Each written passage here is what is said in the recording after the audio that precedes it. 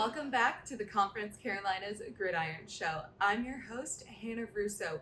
And week 8 was full of nothing but amazing games.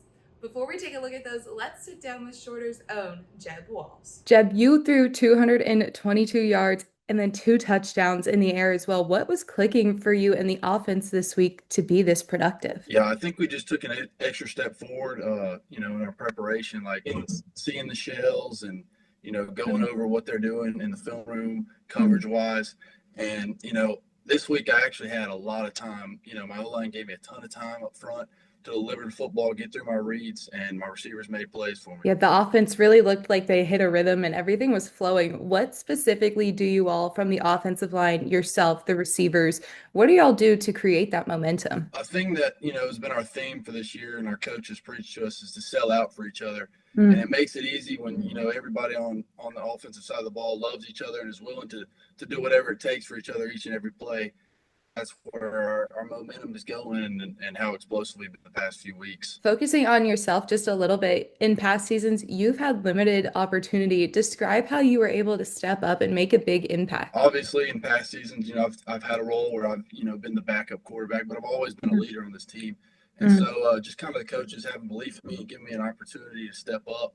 And the guys have really followed my lead well, and we've created something with that opportunity. How would you describe your leadership style? I'm definitely a more of a lead by example type of guy, but I know when there's times you have to be vocal. But I take the more approach of encouraging next play, keep your head up, that type of mentality, because I think positive mentalities are better than negative mentalities. And I think a lot of people can get on each other for when things aren't going their way, point the finger. But I think it's important to encourage these guys and say, hey, next play, we got another opportunity coming up. Let's take advantage of it. How are you all planning to build on this performance, and what does your mindset look like heading into this weekend so you don't rest on one big game? Yeah, I think this week, so we got a good chance to get some rest, get some guys back that have been banged up.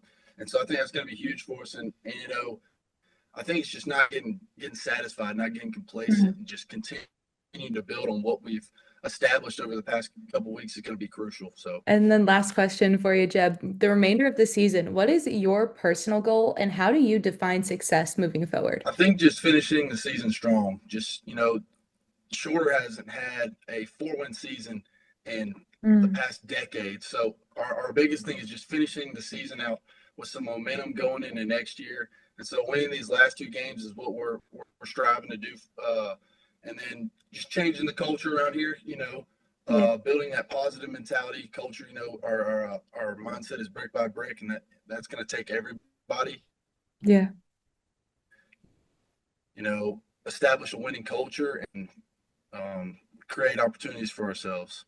Yeah. Well, thank you so much, Jeb. It's been fun to watch you this past weekend, and I know it'll be fun to keep watching you the rest of the season. Like you heard from Jeb, Shorter was dominant in their first conference victory over Barton, 33-7. The Hawks held a 490 to 166 total offensive yard edge, 268 yards on the ground, 222 yards in the air. Barton's lone score came early on in the first quarter when Keno Jones recovered a fumble for a 36-yard scoop and score. Jeb Walls, like you heard from him just moments ago, really tapped into that stay ready mentality, having a career day, going 25 of 32, 222 yards, and 2 touchdowns. Shorter will be idle this week before hosting North Greenville to close out their conference slate, and Barton will head to UNC Pembroke. Ferrum and Erskine was a shootout. Ferrum emerged victorious 35-33. Erskine put up a fight though, utilizing a 2-quarterback system that combined for 273 yards.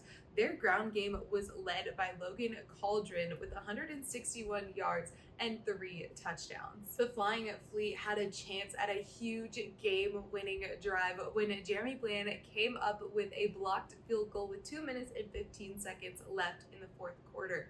The Panthers defense, however, was able to hold off the Flying Fleet to emerge victorious in this matchup. This weekend, Ferrum will travel to North Greenville and Erskine will host Chowan for their final conference matchup. UNC Pembroke against Chowan was an electric matchup with the Braves emerging victorious 42-10.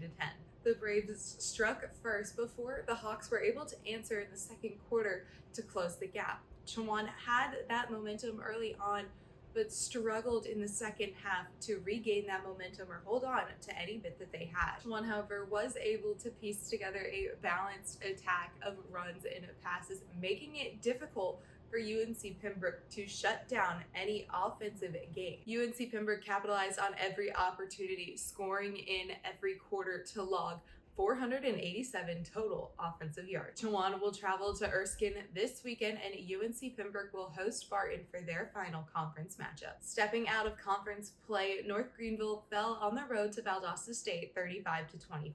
Early on, the Trailblazers fell into an early deficit that held them at 35-10 going into the fourth quarter. Quarterback Dylan Ramirez would not go down without a fight, recording 77 rushing yards and 2 rushing touchdowns. He was able to pull the Trailblazers within a score and a half.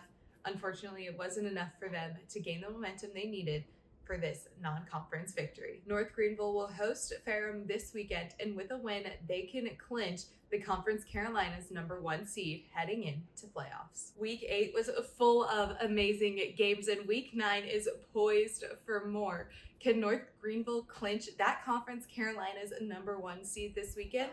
Stay tuned and find out.